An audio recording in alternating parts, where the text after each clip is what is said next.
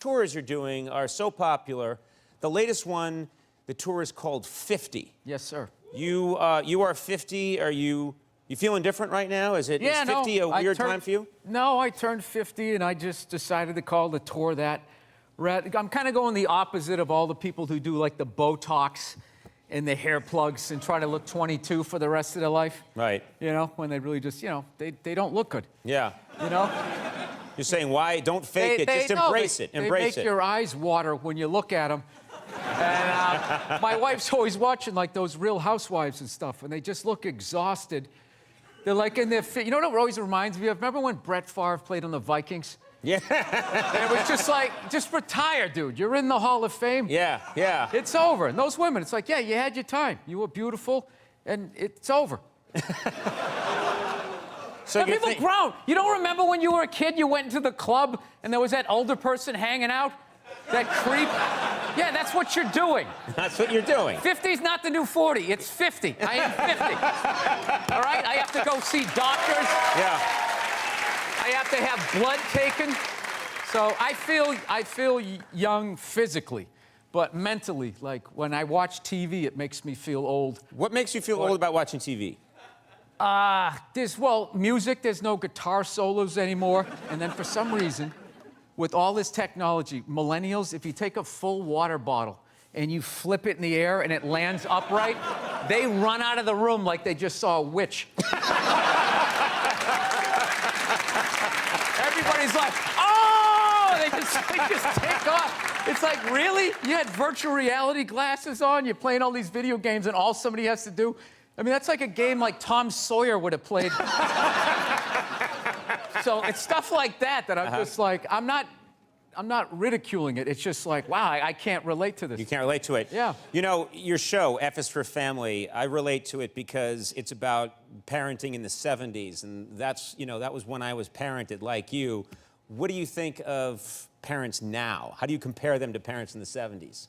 Oh, it's just completely, the kids have so much power. It's like ridiculous. Like half of these kids, I'm like, I look and I just have what happened to me. And I'm like looking at a kid and be like, this kid's about ready to get punted across the grocery store. And it just never happens.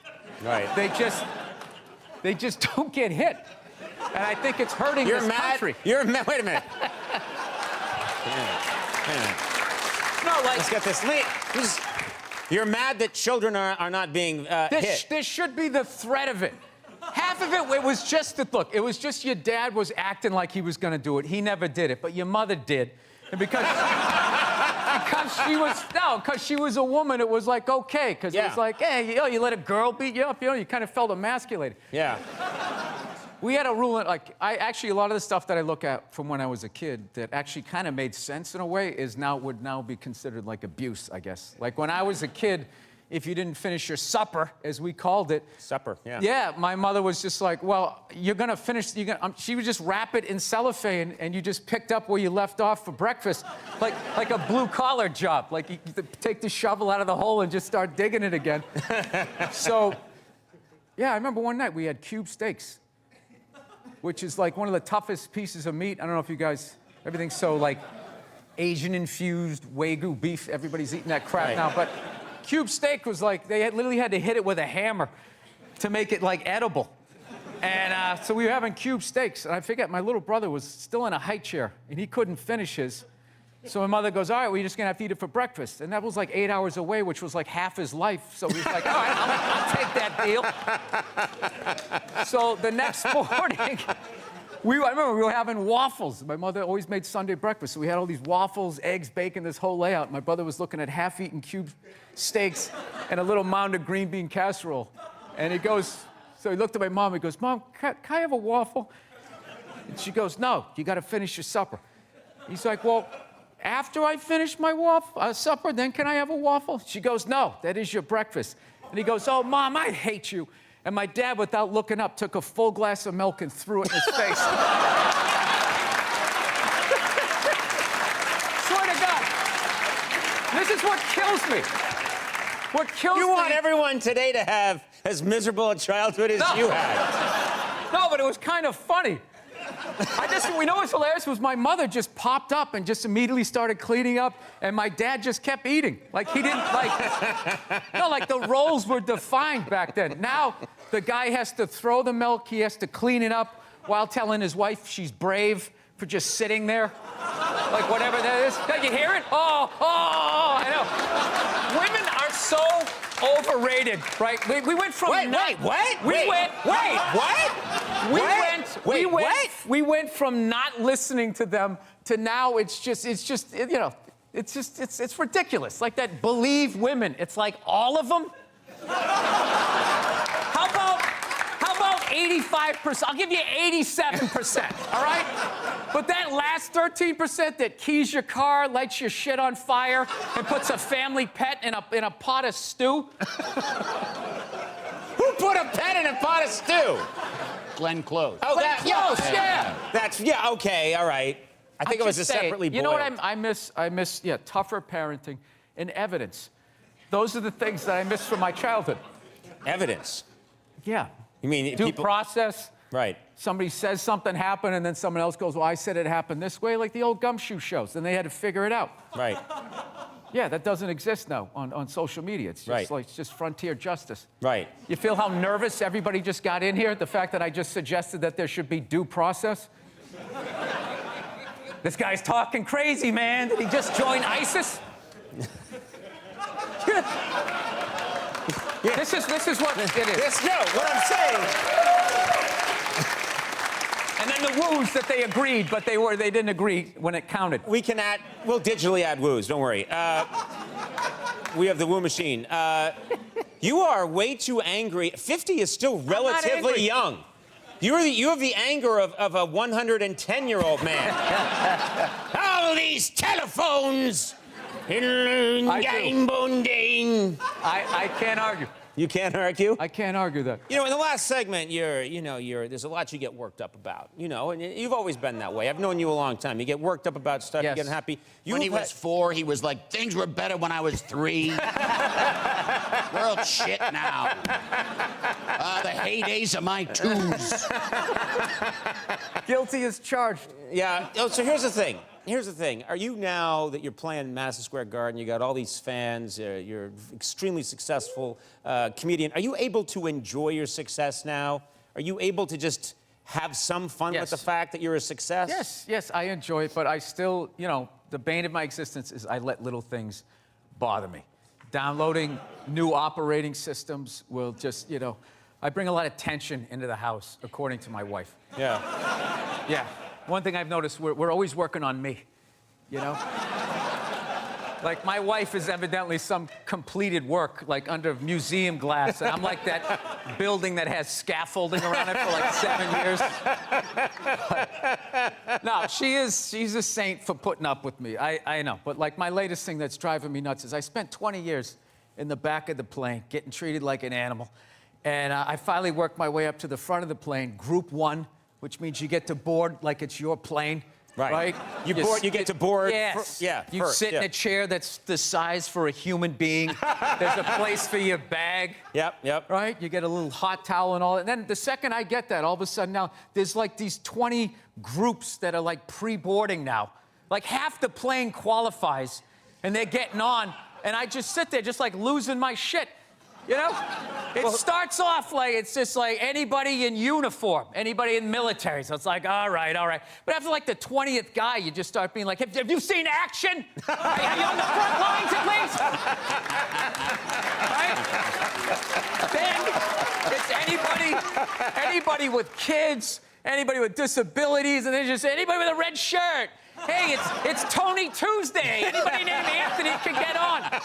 Dude, one time, I saw this guy get on the plane. Okay, he wasn't in uniform. He didn't have kids. He had all his limbs. He wasn't limping. He didn't have a cough. He just walked on the plane. It's like, who the is that guy? Like, how did I get on before that guy? So, No, I always hated the anxiety of being in the back of the plane. I just remember, like, the worst is whenever you would get your seat and you'd sit there and they're about ready to close the door and you'd have that empty seat next to you. Like, Yes. the poor man's first class. You're like, oh, shit, I'll bring the armrest up. I can actually be great. And then all of a sudden, some fat bastard gets on the plane and you're like, no. You're literally, you're like Quint at the end of Jaws, like sliding down the bar.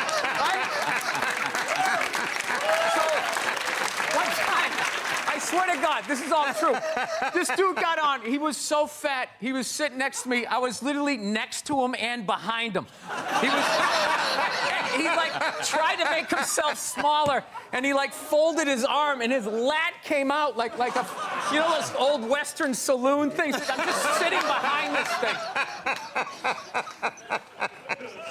So yeah, that motivates you to try to get to a certain all these place years, in life. 20 years, you work your way up to the front, and now still they won't let you. Yeah, now that fat guy's considered disabled because he can't stop eating cookies. So he gets on. Look at him groaning. 90% of the world is starving to death. That guy. Eat a salad and get on the treadmill like the rest of us. We're all working out. What is the problem? Well, okay, what could you do? Could you do anything then? Could you get on the plane? Is there anything you could do that would get I imagine there's something that I could be doing. There's always something that I could be doing. That's what I've learned being married. You know, Right. well, you should have done it this way. I'm sorry, like that literally. So I'm your wife right now. That That's the was idea. just playing in the loop. What am I doing now? You know, this is the thing. You know what kills me? It's What? just like if I could just fix my temper, my wife, she'd have nothing on me. Yeah. She'd have nothing on me. I work my ass off. I make a great living. I like doing the dishes. I'm a great dad. All she has on me is just, it's just, I don't know, like my overall vibe. That's it. Wait a minute. All she has on That's you it, is my is your vibe. overall personality and vibe. Yeah, but what kills me, I was this guy The when essence of who you are is the only thing. Yeah, but I was this guy when she met me. Yeah. She's acting like I changed. Yeah. I was always flipping out.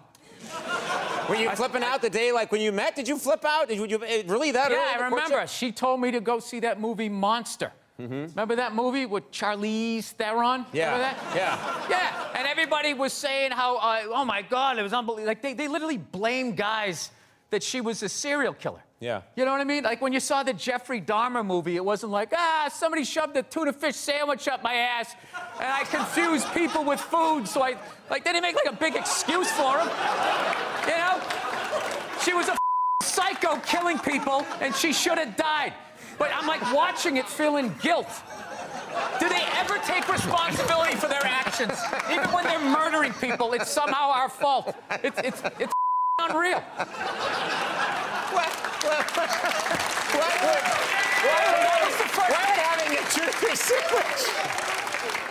Why would having a tuna fish sandwich shoved up your butt make you want to eat people? Because another man did it. Right? So it's another person. So you equated, I don't know, sex with food? I forget how the idea went. But all I know is she laughed. When I said it, she was dying laughing and kind of saw my point. And I always hate when she says to me, she'll just be like, you know, I just don't see where is that coming from? Where is that coming from? It's just like, honey, how many childhood stories do I have to tell you before you follow the breadcrumbs to the psycho that you married? I mean, did you ever take a psychology class like you didn't see this coming? Right. That's what it is. It's not that she says that I'm a jerk. It's just the nerve to be surprised.